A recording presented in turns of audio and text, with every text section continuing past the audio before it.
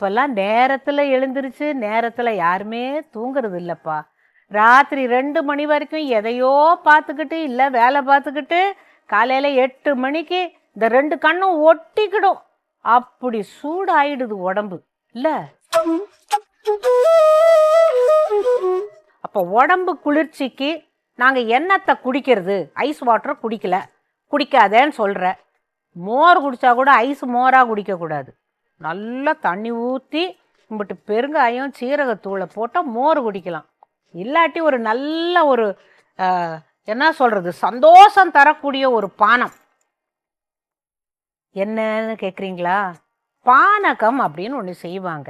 உங்களுக்கு உடம்புல சூடு ஜாஸ்தியாக போச்சுண்டா அருமையாக சாப்பிட்றதுக்கு. ஏங்க இதுக்கு என்னெல்லாம் வேணும்? பானகம் செய்யறதுக்கு என்னெல்லாம் தேவை அப்படிங்கிறத இப்போ சொல்ல போகிறேன். கல் மண் இல்லாத நல்ல வெல்லம், சுக்கு, ஏலக்காய், எலுமிச்சம்பழம், பச்சை கற்பூரம், நல்ல தண்ணி, இம்புட்டு தான் வேணும். ஆமாம், இந்த வெல்லம் சாப்பிட்டா சூடுங்கிறாங்களே, அப்போ எப்படிங்க வெல்லத்தை போட்டு நீங்கள் செய்யலாம் அப்படின்னு ஒரு கேள்வி வரும். வெல்லம் எப்போதும் சூடு இல்லை. இந்த பிள்ளைங்களெல்லாம் சும்மா அள்ளி அள்ளி போட்டுக்கிட்டே இருக்கும்ல, அதுக்காக அப்படி சொல்லுவாங்க. தவிர வெல்லம் நல்லது, சர்க்கரை சூடு. புரிஞ்சுக்கணும் நீங்கள். இப்போ நம்ம அதை எப்படி செய்யறதுங்கிறத பார்க்கலாம். நல்ல வெல்லம், கல் கட்டி இல்லாத வெல்லம், அதை நல்லா பொடிச்சு வச்சுக்கணும். அதில் நல்ல தண்ணியை ஊற்றி கரைக்கணும். நான் எதுக்கும் நல்லா இதெல்லாம் கரைச்சிட்டு கூட ஒரு வாட்டி வடிகட்டிடுவேன். ஏன் தெரியுமா?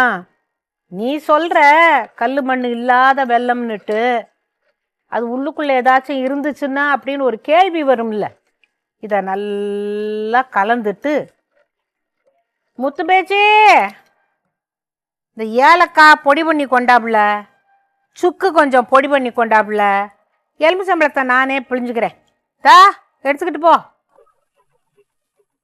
இந்த வெல்லம் நல்லா கரைச்சு, நான் சொல்லிவிட்டேன் இது நல்ல வெல்லம்னுட்டு. இருந்தாலும் ஒரு சின்ன சந்தேகம், அந்த அம்மாவே அப்படியே போட்டுச்சே நம்மளும் போட்டுடலாம் அப்படின்னு நீங்கள் நினைக்கக்கூடாது இல்லைங்களா?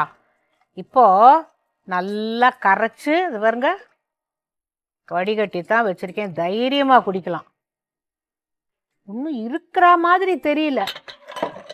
இப்போ வெல்லத்தை கரைச்சாச்சு, நல்லா தெளிவாக இருக்குது. இதில் என்னத்தை போடணும்?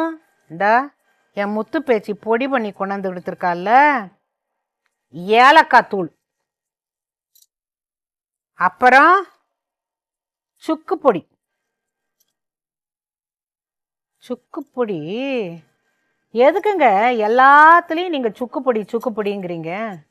அந்த காலத்தெல்லாம் விளையாட்டாக சொல்லுவாங்க, அவள் என்ன சொக்குப்பொடி போட்டிருக்காளோ அப்படின்னு சொல்ல தெரியாது. அவள் என்ன சுக்குப்பொடி போட்டிருக்காளோ தெரியல, அவள் மாமியார் அவள் கோச்சுக்கவே மாட்டேங்கிறா அப்படிம்பாங்க. அது சுக்குப்பொடி இல்லைங்க, சொக்கு பொடி. அப்புறம் அதில் போடுறதுக்கு பச்சை கற்பூரம். இதை ரொம்ப போட்டிங்க கசந்துரும். சும்மா இம்புட்டூண்டு வாசனைக்கு பெருமாள் கோவில் தண்ணியெல்லாம் தருவாங்க தெரியுமா, தீர்த்தம் வாங்குவோமே, அதிலெல்லாம் இந்த பச்சை கற்பூரம் போட்டிருப்பாங்க, ஏலக்காய் தூள் போட்டிருப்பாங்க, அவ்வளவு நல்லா இருக்கும். இப்போ இந்த பச்சை கற்பூரத்தை எடுத்து இதை ஒன்று தனியாக போய் முணுக்க வேண்டாம். இப்படி விரல்ல பாருங்க முனிக்கிட்டேனா, எங்கப்பா இந்த கரண்டியை எங்கேயோ வச்சுட்டு தேடிக்கிட்டு இருக்கேன் பாருங்க. இது அம்புட்டையும் போட்டு நல்லா கலந்துட்டு, ஆஹா, இதுக்கு ஐஸு கீஸு போட்டுறக்கூடாது, இதுவே குளிர்ச்சியாக இருக்கும். இதில் என்ன செய்யணும்?